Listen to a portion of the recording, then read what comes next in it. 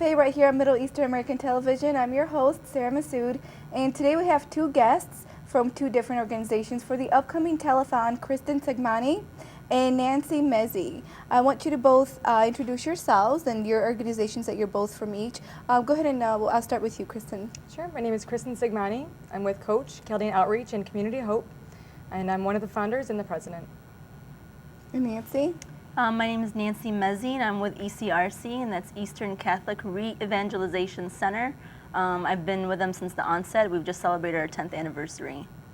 Now, both of the organizations are quite a bit different. ECRC is based upon faith, and you guys do more of the outreach programs. Mm-hmm. Tell me a little bit about the focus of the organization that Coach does. Well, Coach's mission is to unite within the community and beyond, but our biggest program is working with the newcomers, refugee population, specifically the children. We have a lot of youth-based programs, and we cater to the family's needs as well, but we're mostly involved with the youth. You guys have a program called Project Hope. Mm-hmm. Do you want to elaborate a little bit on that? Yes, absolutely. Project Hope is a weekly mentoring program with where hundreds of children have actually passed through our program in the last almost 4 years. And we mentor them. We provide programs of academics, of faith-based, field trips, just a lot of outreach for them. We teach them to pay it forward. And our goal is for these children to become as comfortably and positively transition to life in the United States, for them to be able to really grow and utilize the opportunity of living here to their advantage and just be the future of our community. Nancy, I want you to talk about the organization based on faith. A lot of organizations are quite different, and so to have a faith-based organization, tell me the change that it occurs for the community. Well, for me, personally, first of all, I want to thank you very much for inviting us and being able to talk about this organization with you. When we first started out, to be honest with you, I took a theology class. The only reason why I took the theology class is because I needed it to teach communion. Mm-hmm. Father Frank told me I had to have some background, and my family was always very, very involved in the faith. But the things I learned in theology, honestly, for me, that was my turning point. I decided that, whatever this organization is, I wasn't familiar with it at the time, it was brand new. Whatever it is and whatever they need from me, that's what I'm going to do whatever I can to help them. So if it was able to help me through my faith, I'm very involved in my faith now, that's all I want to do is bring other youth to it as well. Once you have your faith, you can really accomplish anything. How has an organization like ECRC have helped the community grow within their faith? I personally have been involved in a lot of youth activities with ECRC, and I mean, just the church alone. I attend St. Thomas Church. Just the church alone, I see that it's grown. It's grown. A lot of the people that were involved in the activities with me, who did not know what their faith were, either through retreats or through our high school program or junior high program, they're now coming to church, and they didn't come before. So that it's a little thing, that's just one little item, but that for me is a big difference. You start with little things and then hopefully it grows. Right, because it is the smallest detail that makes the change for somebody to spark that, and then it goes on and so forth. Oh yeah. Kristen, I want you to talk to me a little bit about refugee aid, and because you guys spend a lot of time with refugees and helping. I want you to tell me, from the moment that a young child or a youth of any age that comes in, give me a little bit of their progression through the whole program. I think it's hard to say what, children are so different individually, and their situations are very different. So we can have someone who had a very smooth transition from whatever country they were displaced to the United States, and they'll join our program. We always do an assessment with the family. We see what their needs are. We see where their family is, where we have to refer their family for other resources. And I think that's what this telethon is so wonderful, because it's exposing all of these organizations as one. And we refer a lot of our families to these other organizations to help them in different areas. So that's kind of what we do with the families. With the children, we assess their academics. We try to communicate with the schools, the parents, the children's behavior.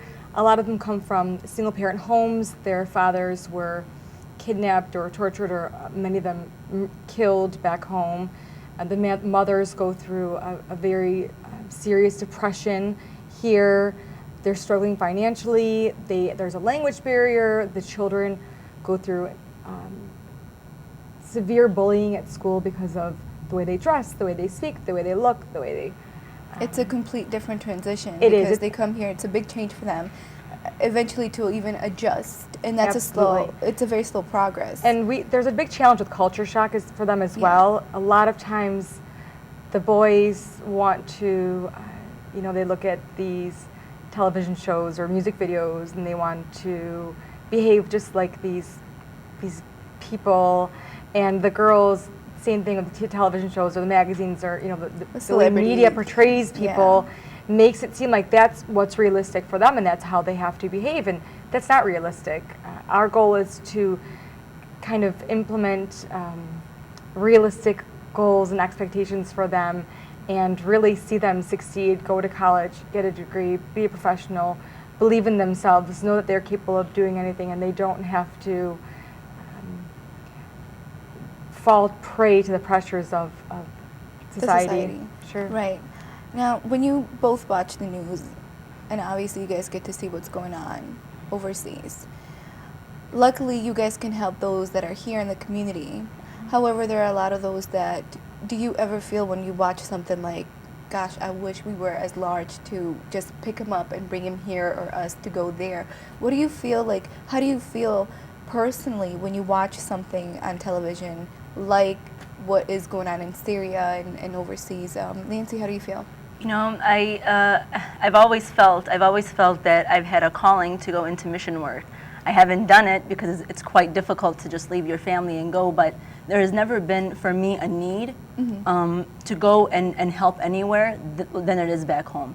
Like when I hear that the churches are being bombed and that people can't even carry their rosary when I have one in my pocket that I carry with me wherever I go, and for someone to tell me that I can't have that is, it's my only strength, and you're going to take my only strength away from me. Like I've always said, if I had the opportunity, that would be the place that I would go to help, because I want someone to tell me that I can't carry my cross.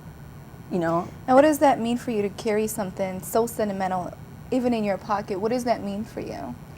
It's for me. It's like when I see what's going on with our people back home, and that they can't do something so simple as that. I cherish it.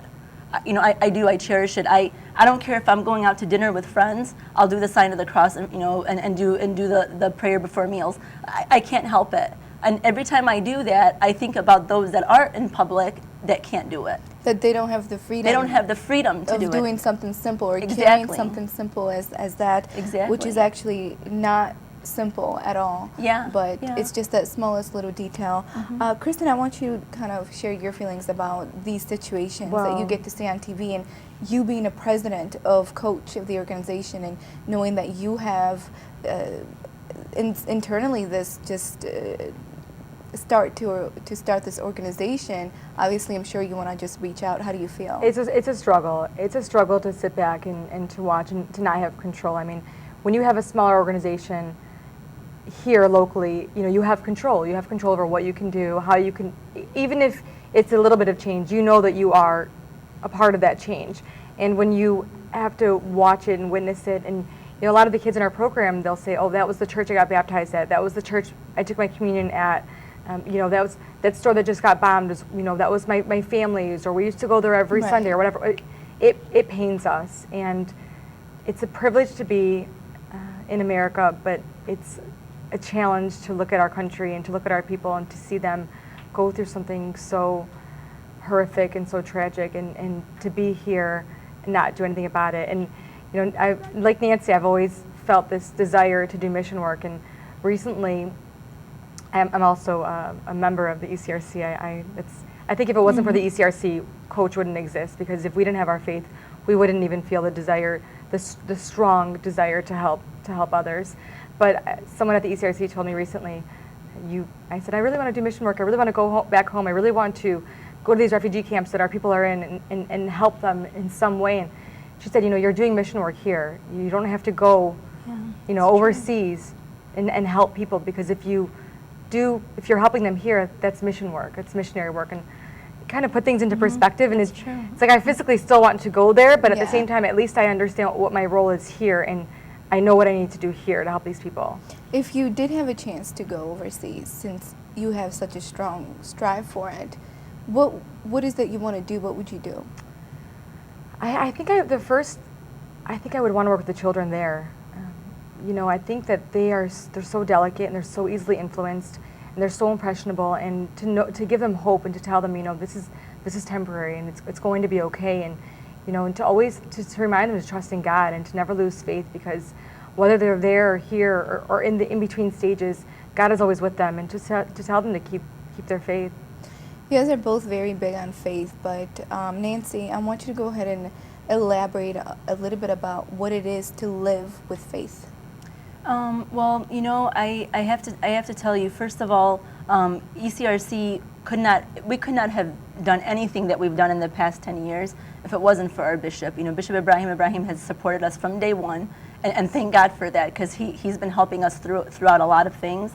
But faith to me is just like, for me, it's my foundation. It's what I have to grow and to build on. And if it wasn't for my faith, it doesn't matter if anything else in my life is going wrong. I know that I can count on the Lord. I can pray to the Lord, and He's going to give me the strength that I need to get through anything in my life.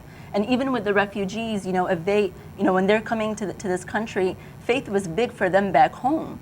And it's their connection here when they come here. And if we can give them just a little bit of that and teach their kids that it doesn't matter if you're growing in the American lifestyle or whatever lifestyle it is, if you have that foundation, if the Lord is the center of your life, nothing is going to go wrong for you. If you had a horrible upbringing, if you had some issues in your life, this is the time to strengthen everything and bring it all to a close and to grow from that. You guys both have so much passion because you're talking with so much heart. Your heart is talking, and you're nodding. And it looks like you have a lot to add on to that too.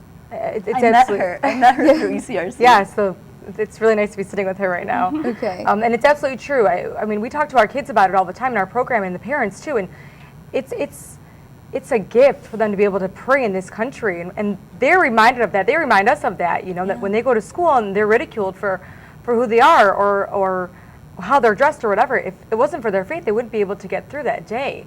You hear these horrible stories of bullying on the news, and our children endure very difficult things in their neighborhoods and in their schools and wherever they are, but they know that in this country they can wear their cross. They know that they can pray openly, and no one is going to stop them, or at least they can try, but they're not going to. Yes, and absolutely. some people take that for granted.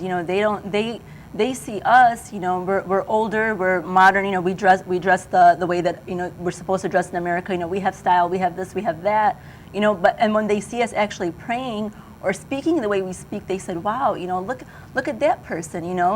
If she can talk like that, it gives them a little bit of encouragement that they can do it too, and it's okay to stick up for what you believe in." And I think, unfortunately, in this day and age in this country, I think people put that on the back burner, and they don't assume that it's something important until, heaven forbid, something happens in their life. And then they feel like they have to fall back on something, Yeah. and then that's when their faith kicks back up. Yeah, I think a lot of people that are back home don't know that organizations like us exist, both organizations. I mean, I have a dear friend now who came, on refugee status, and she had no idea that an organization like Coach existed to help families and refugee families and children's in need, and she had no idea that there was an organization like the ECRC that was available to have theology classes and Bible studies and retreats and just all this this faith and this love and this outreach to our community.